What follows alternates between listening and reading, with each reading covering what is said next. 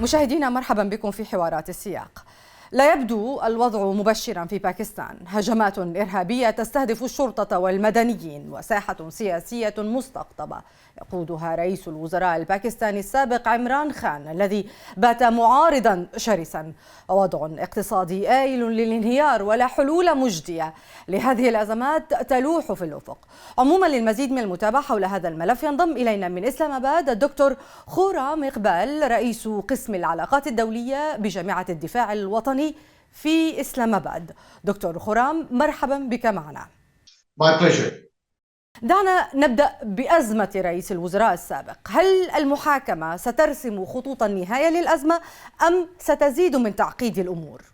I believe that recent developments would further simmer this ongoing crisis. And that is mainly because former Prime Minister Imran Khan is at the peak of his political popularity. And any move against him, no matter how legal that move may appear, would further embolden his constituency, his youth vote bank. And this is quite evident from recent by-elections which have been held in Pakistan since he was ousted through a vote of no confidence. There have been more than a dozen by-elections in different parts of Pakistan, and former Prime Minister Imran Khan's political party has won with thumping majority. Majority of seats actually have been claimed or reclaimed by Pakistan Tehreek-e-Insaf. And similarly, if you look at the public polls conducted during last 6 to 8 months, they clearly indicate that Prime Minister Imran Khan is becoming increasingly popular day by day. So I think this is high time that the opposition, that the coalition parties which are in the government at the moment take some sensible moves which actually lead to diffuse this political crisis in Pakistan instead of further aggravating that. باعتقادك هل سيقبض عليه يوم المحاكمة؟ Yes, chances are quite strong that he will be arrested because if you look at the political debate going on in Pakistan, both sides are going to extreme. They are actually, leaving no stone unturned in terms of maligning each other. So the political temperature is quite high in Pakistan. And his arrest will not come as a surprise for many political observers in Pakistan. But what happens after his arrest is anybody's guess. حتى الآن تبدو السلطات الباكستانية في موقف رد الفعل على تحركات عمران خان وكأنه يسبقها دائما بخطوة. هل هذا التقييم صحيح؟ I think that's a very apt observation on your part. The coalition government seems to be on a purely reactive mode, paying no attention to the kind of responses that its actions are actually creating. So the coalition government would have to be little more innovative when it comes to dealing with Imran Khan. Because when it comes to Imran Khan's popular support in Pakistan at the moment, I would say that a reverse psychology is on work with regards to Imran Khan's public support in Pakistan. Whatever is being done against Imran Khan, it's being seen as an act of vengeance by the coalition government, and it is further reinforcing his popularity. So the PDM would have to be little more innovative and creative when it comes to dealing with the former Prime Minister. هل سيستمع أنصار عمران خان لصوت القضاء كمؤسسة محايدة وقوية في باكستان؟ Well, judiciary's role with regards to the former Prime Minister has fluctuated during last 8 months since Imran Khan was ousted. We must not forget that his ouster from the government was actually equally in part with the judiciary as well. We saw that the courts opened their gates late at night to basically pave his way out of the parliament. So after that particular development, judiciary tried to regain it's lost confidence by treating number of cases related to Imran Khan on merit. During last few months, in most of the cases, judiciary has been seen treating him with a little more leniency. And the coalition government has been criticizing judiciary for being too soft on Imran Khan. But if judiciary convicts Imran Khan, no matter on merit, I think judiciary by Imran Khan's voter would be seen as something which is culprit in all this which is going wrong in the country. So judiciary's neutrality would also be put to the question. This is the complexity of political situation that we are facing in Pakistan, and we have to admit, as I've said, that the coalition government at the moment does not enjoy the popularity which is being enjoyed by the former Prime Minister. على ضوء كل الأمور التي أوضحتها، هل حان الوقت للجلوس مع الرجل وتباحث الأزمة؟ I think there can't be a better time to sit down and evolve a political consensus, because at the moment we are on the brink of an economic default. The economic situation of the country is in shambles because of this political instability. The day-to-day life challenges of ordinary Pakistanis have increased. We have seen hundreds and thousands of Pakistanis leaving their home for better opportunities abroad. Approximately 800,000 Pakistanis have left the country during last 1 year or so.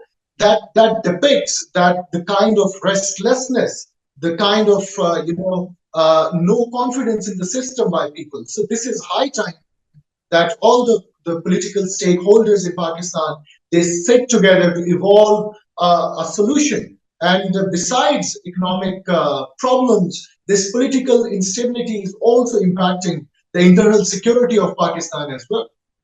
الآن دعنا نتحول إلى الأزمة الأمنية في البلاد. ما أسباب ارتفاع وتيرة الهجمات الإرهابية في الفترة الأخيرة؟ وهل الأمر مرتبط بالتطورات السياسية؟ Political instability is one key factor that has led to this deterioration of internal security in Pakistan. During last 1 year, to be specific, we have seen 50% increase in the incidence of terrorism. There are a number of factors which have led to where we are today. Political instability is, of course, one, where political parties, instead of dealing with the internal security problems, they are basically obsessed with settling the scores with each other. This political tension has deprived the political leadership of the focus that is needed to counter terrorism at home. Secondly, before this coalition government came into power, one ill-conceived move led to this resurgence of terrorism, and that ill-conceived move was to offer an olive branch to Tehreek-e-Taliban Pakistan to engage that group into peace negotiations. There was this assumption that after the Taliban takeover in Afghanistan, this is right time that Pakistan engages with Pakistani Taliban. It was assumed that Afghan Taliban would use their leverage on Tehreek-e-Taliban Pakistan to encourage them to have meaningful discussion with Pakistani authorities. But unfortunately, that has not happened.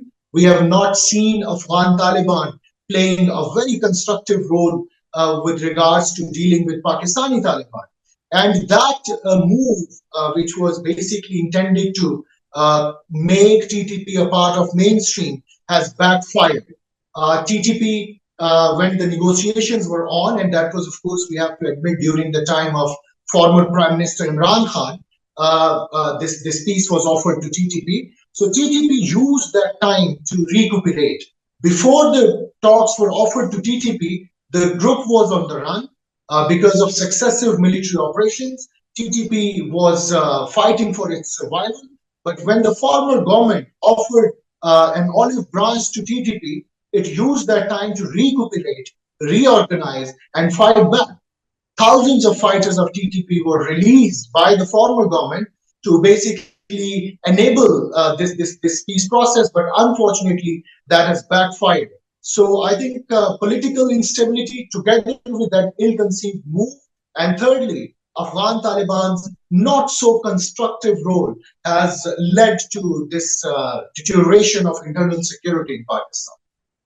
حركة طالبان الأفغانية سهلت وقف إطلاق النار لمدة شهر بين حركة طالبان باكستان وإسلام آباد. لما لم تتدخل لتجديد الهدنة التي انتهت في ديسمبر الماضي بعد انهيار محادثات السلام؟ Well, Pakistan believes that Afghan Taliban do have their leverage on Pakistani Taliban. They are ideological brethren. They are ideological cousins, actually. They have fought together against the Americans from 2001 onwards. Pakistani Taliban are maintaining their sanctuaries inside Afghanistan for the last 2 decades. But there are factors which are hindering Afghan Taliban from acting decisively against Pakistani Taliban. And the foremost factor is the division within Afghan Taliban. Afghan Taliban are currently divided along ideological lines, along administrative lines. There's a faction which is supportive of Pakistani Taliban and their struggle against Islamabad, but there is one faction which does not support Pakistani Taliban's jihad against TTP. Secondly, Afghan Taliban, there are severe economic pressure that they are facing at the moment. So any group that comes with some hard cash or any sort of leverage is certainly entertained by Afghan Taliban. That's why recently when Pakistani delegation was in Kabul to persuade Afghan Taliban to act against Pakistani Taliban, the Kabul administration actually was expecting some financial incentives from Pakistani side. So these factors combined are curtailing Afghan government's ability to act decisively against the groups which are targeting the Pakistani state and society. باكستان تمر حاليا بأسوأ أزمة اقتصادية منذ تشكيل البلاد عام 1947. ما الحلول المتاحة للخروج من الأزمة؟ Well, when we talk about the sources, certainly that political instability is foremost. There are a number of countries which are actually suffering from economic crisis. Pakistan could have done well if it was politically stable. Inflation is a global phenomenon at the moment. There's no country, there's hardly any country in the world which is spared from this inflation. But this political instability in Pakistan has further aggravated the crisis. And then there are, of course, issues related to governance. Not only the present government, but even former Prime Minister Imran Khans was not able to deliver as he was expected on the issues of governance. So misgovernance is a perpetual issue in Pakistan. And of course, the third factor that has led to this economic volatility in Pakistan is our inability to strike a balance in this major power competition. We as a nation are not able to draw a fine balance between China and United States of America. There are a number of countries around the world who are, extracting maximum economic benefits by engaging both the superpowers. But in case of Pakistan, we are still engaged in this or that mentality. We have not been able to balance between China and United States. So this is a test for our foreign policy as well. Our foreign policy options will also determine the course of our economic revival as well. When we talk about foreign policy options, unfortunately, during the last 4 or 5 years, we were not able to maintain the momentum with our Arab allies as well on key strategic issues. That also was one source that now when Pakistan looks towards its Arab friends and allies, they are not as forthcoming to help Pakistan the way they did in the past. So it has something to do with the high politics as well. تعتقد أن الحل بيد صندوق النقد الدولي؟ I think solution is purely indigenous.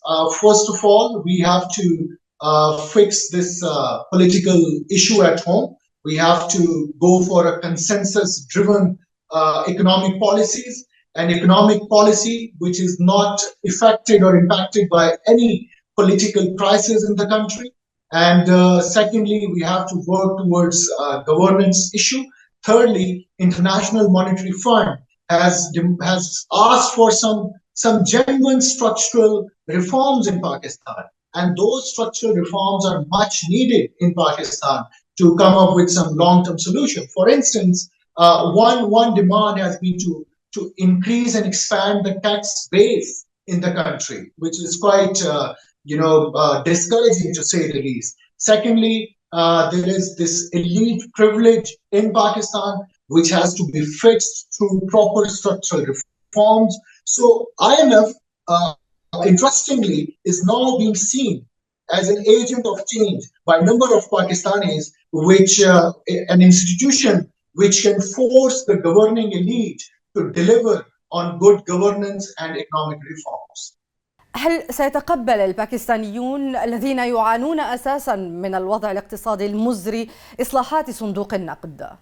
Well, when we talk about IMF and its demands from Pakistan, most of the demands, IMF has made it very clear, are not, intended to harm the ordinary Pakistanis. Rather, they're intended for economic reforms at the elite level. So when it comes to those IMF-related reforms, I think there are many a thing which are quite doable, and I think the government, willingly or unwillingly, will have to follow the IMF agenda, because other traditional sources of economic oxygen, such as the Arab allies, China has recently poured in some money, but not as much as it was expected by Pakistan. So IMF is a big hope for the country, and I think the coalition government would have to adopt the reforms being demanded by IMF. دكتور خورام إقبال، شكرا جزيلا لك للمشاركة معنا في حوارات السياق. My pleasure. Thank you for having me. مشاهدينا، شكرا على طيب المتابعة. إلى الملتقى.